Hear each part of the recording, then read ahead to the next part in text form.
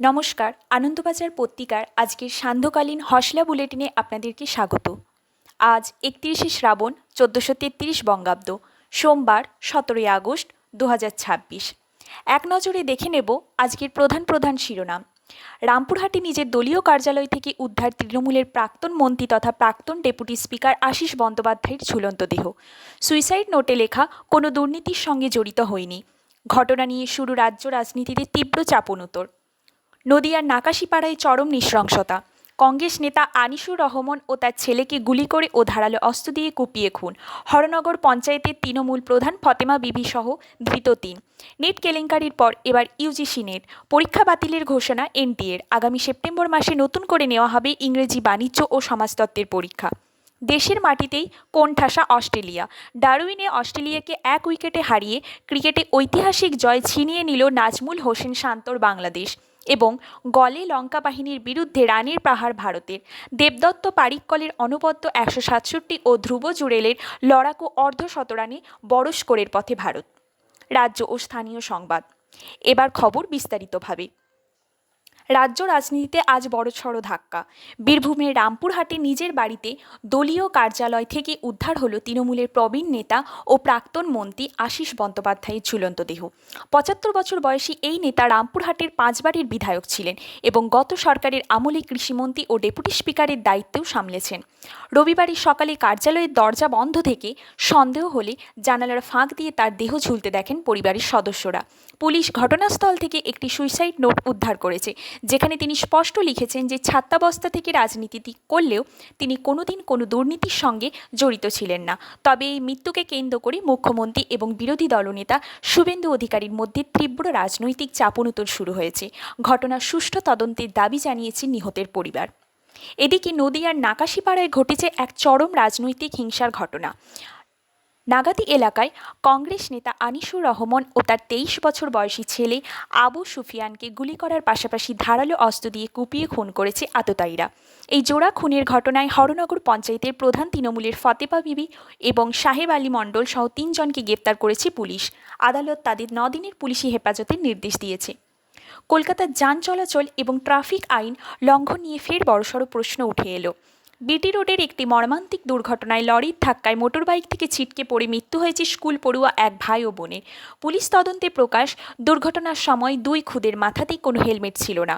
এই ঘটনা শহরের অভিভাবকদের চরম উদাসীনতা ও ট্রাফিক সংস্কৃতির দেউলিপনাকে আরও একবার সামনে এনে দিয়েছে। রাজ্যের স্বাস্থ্যক্ষেত্রে আজ এক বড় ঘোষণা করেছেন মুখ্যমন্ত্রী শুভেন্দু অধিকারী। নেতাজি ইন্ডোর স্টেডিয়ামে আয়ুষ্মান দিবস পালনের মঞ্চ থেকে রাজ্যে আয়ুষ্মান ভারত পুরোপুরি চালু করার কথা জানান তিনি। এর ফলে রাজ্যে ১,৪৩,০০,০০০ পরিবারের এবং ৮০ লক্ষ পরিবার মুখ্যমন্ত্রী স্বাস্থ্য বিমার সুবিধা পাবেন।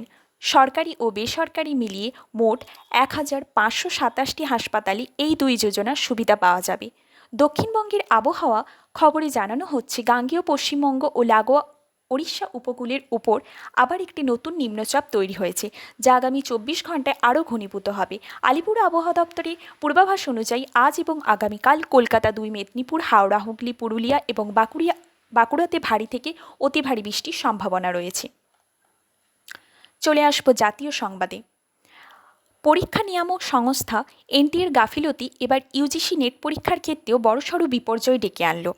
রবিবার ইংরেজি, বাণিজ্য ও সমাজতত্ত্বের পরীক্ষা বাতিলের ঘোষণা করেছে এনটিএ। প্রশ্নপত্রে একাধিক ভাষাগত, তথ্যগত এবং মুদ্রণগত ত্রুটি থাকার কারণে এই সিদ্ধান্ত নেওয়া হয়েছে। আগামী ৯ই সেপ্টেম্বর ইংরেজি ও বাণিজ্য এবং ১০ই সেপ্টেম্বর সমাজতত্ত্বের পরীক্ষা নতুন সূচি অনুযায়ী নেওয়া হবে। এদিকে প্রধানমন্ত্রী নরেন্দ্র মোদীর দিমাগি নকশাল বা মানসিক নকশাল মন্তব্যকে কেন্দ্র করে জাতীয় রাজনীতিতে তীব্র বিতর্ক শুরু হয়েছে। সংসদের সংসদীয় মন্ত্রী কিরেন রিজিজু এই শব্দের ব্যাখ্যা দিয়ে বলেছেন, এটি বিরোধী নেতাদের উদ্দেশ্যে বলা হয়নি, বরং যারা মাওবাদীদের সমর্থন করে এবং ভারতীয় সংবিধানকে প্রত্যাখ্যান করে তাদেরকে উদ্দেশ্য করে বলা হয়েছে।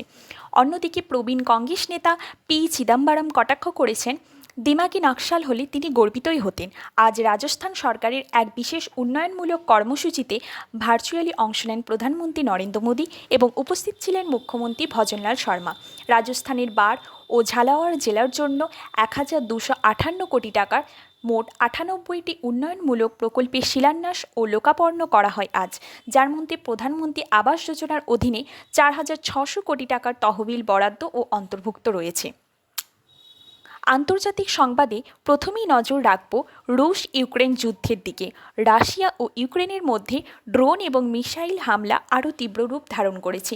ইউক্রেন সীমান্ত লাগোয়া রোমানিয়ার আকাশসীমায় একটি সন্দেহভাজন ড্রোন প্রবেশ করায় ন্যাটোর যুদ্ধবিমান সেটিকে গুলি করে নামিয়েছে এবং ড্রোনটি রাশিয়ার বলেই মনে করা হচ্ছে।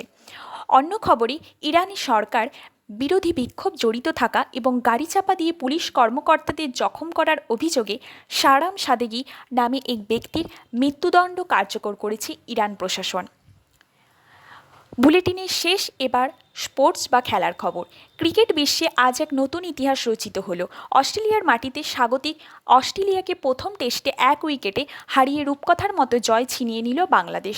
হাসান মাহমুদের মারাত্মক বোলিং এবং দ্বিতীয় ইনিংসে মেহেদী হাসান মিরাজের 5 উইকেটের অলরাউন্ড পারফরমেন্স ক্যাঙ্গারু বাহিনীকে পুরোপুরি বিধ্বস্ত করে নাজমুল হোসেন শান্তর দল। এই জয়কে বাংলাদেশ ক্রিকেটের ইতিহাসে অন্যতম সেরা টেস্ট জয় হিসেবে দেখা হচ্ছে। অন্যদিকে গোলি শ্রীলঙ্কার বিরুদ্ধে প্রথম টেস্টের দ্বিতীয় দিনে ভারতীয় ব্যাটসম্যানরা রানের পাহাড় গড়েছেন।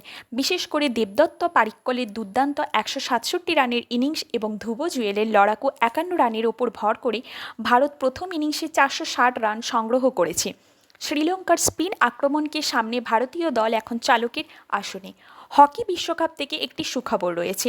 প্যারিস অলিম্পিকে রূপজয়ী শক্তিশালী চীনের মহিলা হকি দলকে 2-2 গোলে আটকে দিয়ে টুর্নামেন্টে নিজেদের বিশ্বকাপ অভিযান চমৎকারভাবে শুরু করল। ভারতীয় মহিলা হকি দল ম্যাচের 8 মিনিটে নবনীত কাউর এবং 22 মিনিটে দীপিকার গোল ভারতের ম্যাচে টিকিয়ে রাখে। আনন্দবাজার পত্রিকার আজ সন্ধ্যার বুলেটিন এখানেই শেষ করছি। নমস্কার, শুভ সন্ধ্যা, সবাই ভালো থাকবেন।